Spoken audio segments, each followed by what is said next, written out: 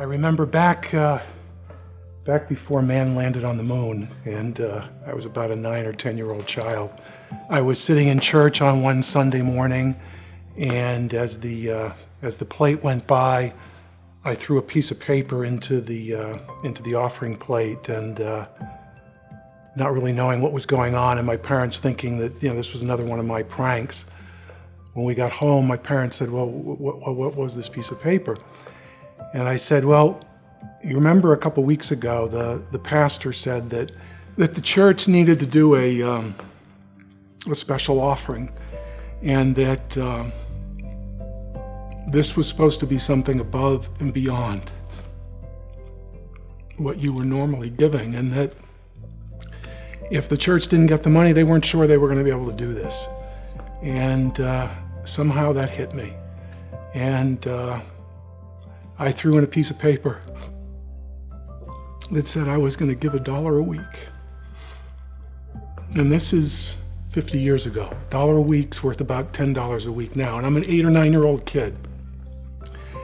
And my mother says to me, "Well, you realize we're not just going to give you this money. You're going to have to raise this money." And somehow, over the 10 weeks or whatever that we were supposed to do it, I did odd jobs with neighbors. I raked leaves. I picked up trash. I did all kinds of things. And somehow I was able to give $1 a week for 10 weeks. And it just impacted my view on money. As I continued to get older and grow up, I still gave money to the church, but by the time I was in college, church wasn't much a part of my story. And so I took off after college, spent 5 years working in Thailand with refugees, and my religious experience was helping others. And lo and behold, 15 years later, something happened at work, and it just hit me that it was time for me to decide what I was going to do with God, what my relationship with God was going to be, because it was non-existent. It was basically a promotion and a chance to go back and work in Asia. And I just knew that if I did that God was not going to be part of my life, and that I needed to stay in the States, and I needed to work in the States, and I needed to define who God was for me, and I needed to find my way back to God, and I needed to find a relationship with God. And giving was part of it. So I started giving to church again. I didn't start giving a whole lot. And one of the things I did, because I was struggling with my relationship with God, was I started a journal. And I slowly started my way back to God. And money was part of it. And I started out, and not having given much to God, to give a tithe to God was just an insurmountable amount of money. And my career started taking off, and it started doing well, and I started making more and more money. And then I was able to start giving a little bit more. And I was feeling so good about this relationship with God, because God, look, all this money I'm giving to you, isn't this just wonderful?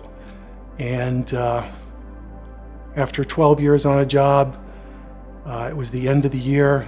I had had a great year. I was running a team of 40 people. I was flying all over the world. Life was great.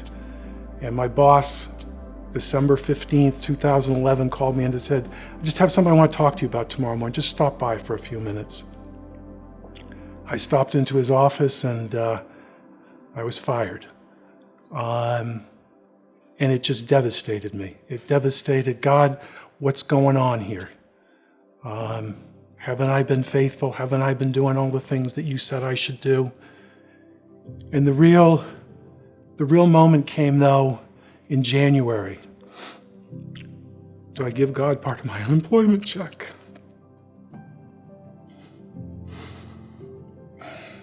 And we had enough money, but it was the principle, it was the concept of it. This was about my relationship with God. It wasn't about the money.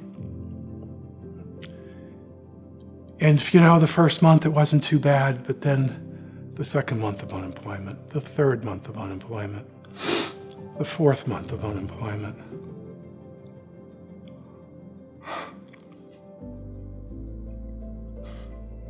The fifth and the sixth month. But God was working on me during this time, and I also look back at that journal. I wrote in my journal, what have I learned in the last 6 months? And the first thing I wrote was I need to define myself by my relationship with God, not with my job and not with my money. I did eventually get a new job, but my whole perspective on that relationship with God and money had changed. It was no longer, God, here's your percent of my income, here's my percent of my money, the rest is mine. It's all His. He created it all. He gave me the ability to produce it all. And then as we thought about retirement, and this plays into Hoboken Grace and what Hoboken Grace is looking to do in the next few years, we realized that we weren't going to be making as much money again when we retired, and that we wanted to give as much as we could for as long as we could. So we started socking away an inordinate amount of our income for a couple years to be used for future giving. And it's that money that we started doing before I'd even come to Hoboken Grace that we're going to use to support the new plans Hoboken Grace has for this community. And I'm so blessed to give it. God knew that about it. We kind of put it in there and said, we don't know what it's going to be for, God, but we know you want us to do it. What attracts me to Hoboken Grace is its love for its community. And I see it as a light. We are the light of the world, set on a hill.